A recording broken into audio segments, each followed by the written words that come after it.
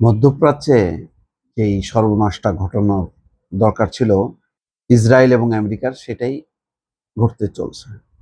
একদিকে মক্কা প্রতিরক্ষা চুক্তি, সেই চুক্তি ৩টা দেশ, পরে মিশর সামিল হবে। কি করবে তারা?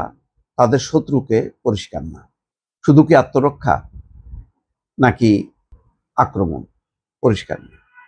তার মানে মধ্যপ্রাচ্যের সকল দেশকে নিয়ে হলো না এই ইসলামিক ন্যাটো বা মুসলিম ন্যাটো। এটা যেমন একটা ব্যবধান, এবং এর বিপরীতে দাঁড়িয়ে আছে হচ্ছে সংযুক্ত আরব আমিরাত, যার সাথে ইসরায়েলের খাতির। সেই সংযুক্ত আরব আমিরাত ইরানের সঙ্গে সব বাণিজ্য, আর্থিক লেনদেন বন্ধ করলো। আমিরাত সব কিছু বন্ধ, মানে এইটা এক ধরনের যুদ্ধের সামিল।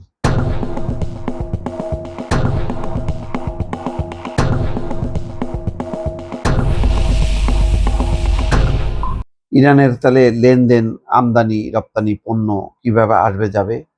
এটা তো একদম কলাপস। আমেরিকা বলছিল যে ইরানকে আরো টাইট দেওয়া হবে এবং একদম অবরুদ্ধ করে ফেলা হবে। সেই অবরুদ্ধর কাজটাই করলো সংযুক্ত আরব আমিরাত। বলা হচ্ছে তুরস্ক এবং চীন যে পরিমাণ নিত্যপণ্য সরবরাহ করে, তার থেকে অনেক বেশি সরবরাহ হয় সংযুক্ত আরব আমিরাতের মাধ্যমে। সেই জায়গাটা বন্ধ করে ফেললো। খবরে বলা হচ্ছে ইরানের সঙ্গে বাণিজ্যিক এবং আর্থিক সম্পর্কের ক্ষেত্রে বড় ধরনের কড়াকড়ি আরোপ করেছে সংযুক্ত আরব আমিরাত। ইউএই পরবর্তী নির্দেশ না দেওয়া পর্যন্ত তেহরানের সঙ্গে সব ধরনের বাণিজ্যিক লেনদেন, আর্থিক কার্যক্রম বন্ধ রাখার ঘোষণা দিয়েছে আবুধাবি। এটা একদম যুদ্ধ ঘোষণার মতনই। সংবাদ মাধ্যম আল জাজিরার প্রতিবেদনে বলা হয়, আঞ্চলিক উত্তেজনা বেড়ে যাওয়ার প্রেক্ষিতে এই সিদ্ধান্ত নিয়েছে আমিরাতের পররাষ্ট্র মন্ত্রণালয়ের ভাষ্য, ক্রমবর্ধমান উত্তেজনা আঞ্চলিক এবং আন্তর্জাতিক শান্তি এবং নিরাপত্তার জন্য হুমকি তৈরি করেছে। আমিরাতের এই সিদ্ধান্ত ইরানের অর্থনীতিতে যুক্তরাষ্ট্রের নিষেধাজ্ঞার চেয়েও বড় প্রভাব ফেলতে পারে মন্তব্য করেছেন অবসরপ্রাপ্ত মার্কিন জেনারেল এবং দেশটির সাবেক সহকারী পররাষ্ট্রমন্ত্রী মার্ক কিমিট। আল জাজিরাকে কিমিট বলছেন যে ইরানের সঙ্গে দুবাই ও সংযুক্ত আরব আমিরাতের পণ্য এবং আর্থিক লেনদেনের গুরুত্ব কোনোভাবেই কম করে দেখার সুযোগ নেই। তার মতে ইরানে আমদানি করা পণ্যের সবচেয়ে বড় সরবরাহকারী বর্তমানে দুবাই এবং সংযুক্ত আরব আমিরাত। এক্ষেত্রে চীন এবং তুরস্কও তাদের পিছনে আছে।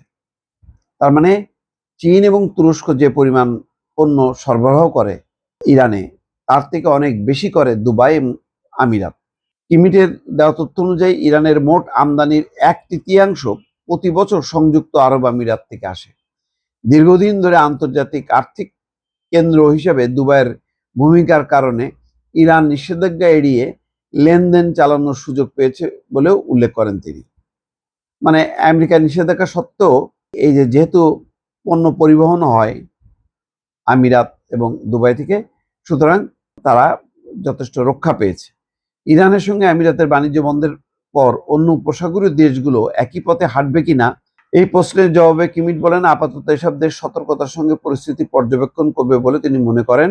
আমিরাত এবং ইরানের মধ্যে কি ঘটে সেটা এখন সবাই দেখবে এবং অপেক্ষা করবে।